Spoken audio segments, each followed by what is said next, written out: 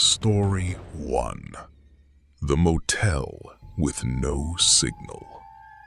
Daniel's car died on a stretch of empty highway just after midnight. 1 second, the engine was running fine, and the next, it coughed, stalled, and refused to start again. He tried his phone. No signal. The road behind him had already disappeared into darkness, and no cars had passed for at least 20 minutes.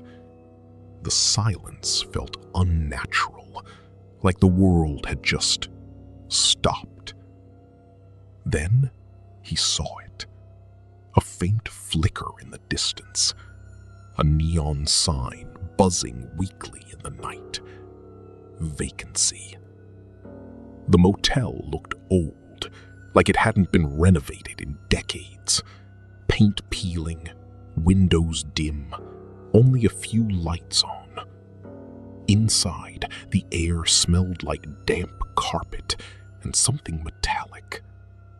The man at the front desk didn't greet him. He just slid a key across the counter and muttered, "Don't turn on the TV." Daniel assumed it was some kind of joke or warning about bad reception.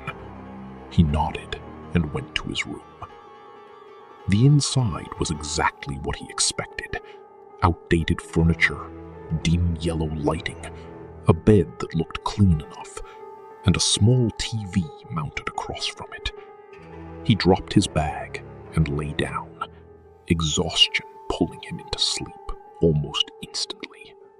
He woke up later to a faint, static noise. His eyes adjusted slowly to the darkness, and that's when he noticed the TV was on. It displayed grainy black and white footage of a hallway. He frowned, reaching for the remote and turning it off. The room fell silent again. He lay back down, pulling the blanket over himself. A few seconds passed. Then, the TV clicked back on. This time, the hallway on the screen looked familiar. Daniel sat up, staring harder. It wasn't just similar. It was the exact hallway outside his room. Same stains on the carpet. Same flickering light at the end. His chest tightened. Then, something moved. A figure stepped into view. It moved strangely, dragging its feet slowly across the floor. It stopped directly in front of the camera and tilted its head at an unnatural angle, like it was trying to understand something. Daniel felt his hands go cold. The figure disappeared from the screen. A knock echoed from the door. 3 slow, deliberate taps. Daniel froze. Another 3 taps followed. The handle twitched slightly, then stopped. He backed away, his eyes darting back to the TV. Now, the screen showed his room from above, like a security camera. He saw himself standing near the bed, and behind him, something else. Something tall. Too thin. He couldn't make out its face. His breathing became shallow. He wanted to turn around, but his body refused. Suddenly, the lights went out. The TV shut off. The room plunged into total darkness.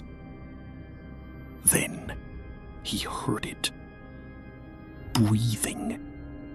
Slow. Close. Not his own. The next morning, the motel owner found the room empty. The door was still locked from the inside. The windows hadn't been opened. And the TV wasn't even plugged into anything. Story 2, Room 312. The abandoned hospital sat on the edge of the city, surrounded by overgrown weeds and rusted fencing. Officially, it had been shut down years ago due to lack of funding, but people who lived nearby whispered a different story. They said patients had started disappearing. Not dying, not transferred, just gone. Mark, Elena, and Chris didn't believe any of that. They were just looking for something interesting to film. Urban exploration, something to post online. They broke in through a side entrance late at night, their phone flashlights cutting through the darkness. The building felt hollow, like it had been emptied in a hurry.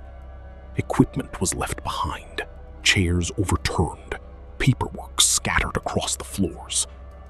At first, they joked around, trying to keep things light. But that changed when they reached the 3rd floor. The air there felt colder, heavier, like it pressed against their chests. Every door along the hallway was closed, perfectly aligned. As they walked, one of the doors behind them creaked open slowly. The sound echoed unnaturally loud. They all turned at once. Mark stepped back and pushed the door open wider. The room inside was empty. Dust covered everything.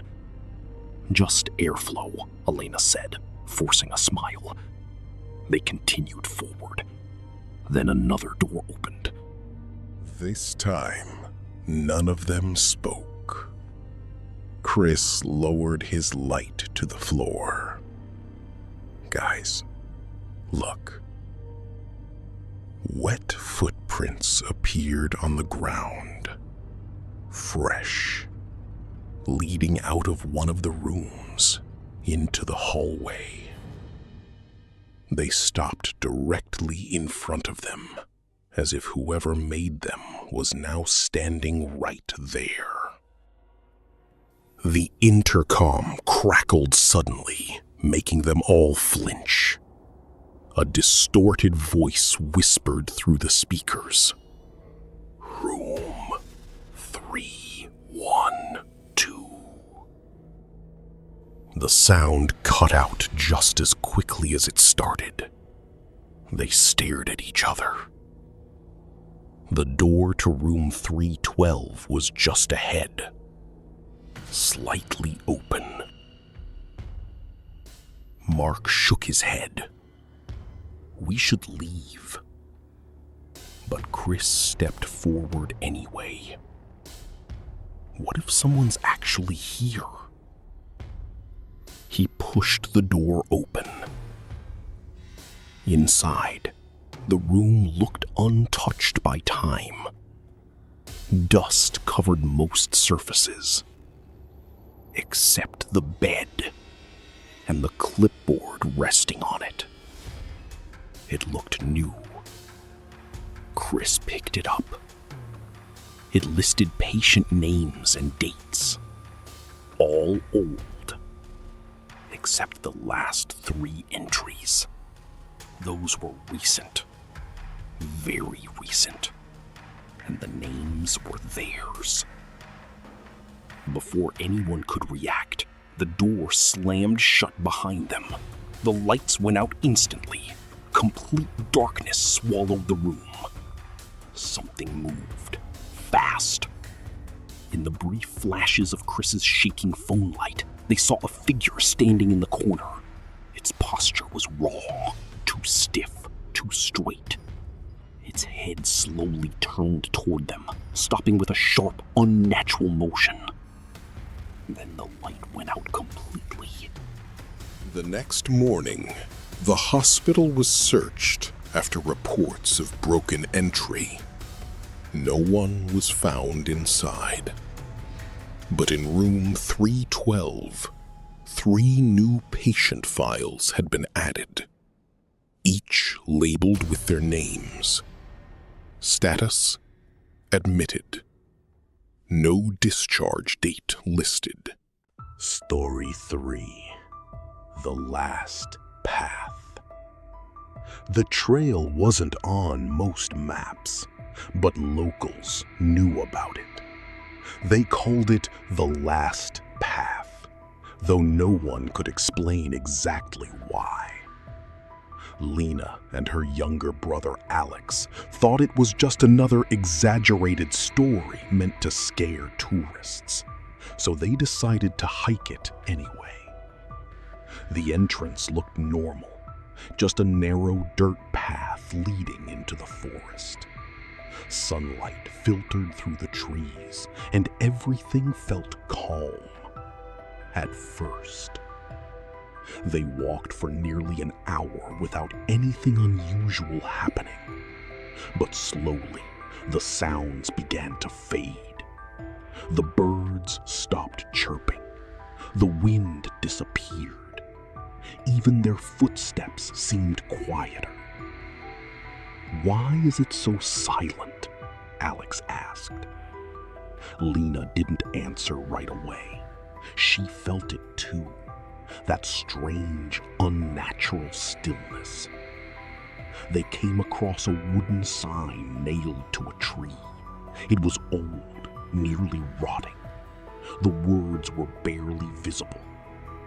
"Turn back." Alex smirked. Yeah, okay. But Lena hesitated. Something about it didn't feel like a warning. It felt like something that had been ignored too many times. They kept walking.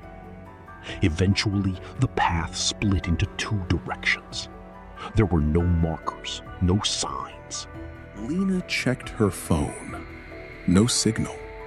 No map. Nothing.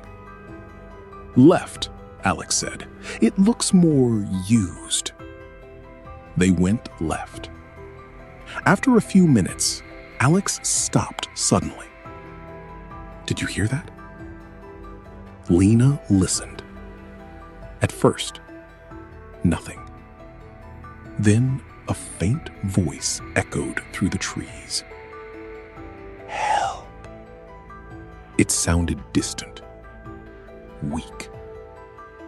Alex stepped toward the sound, but Lena grabbed his arm. "Wait. That's not right."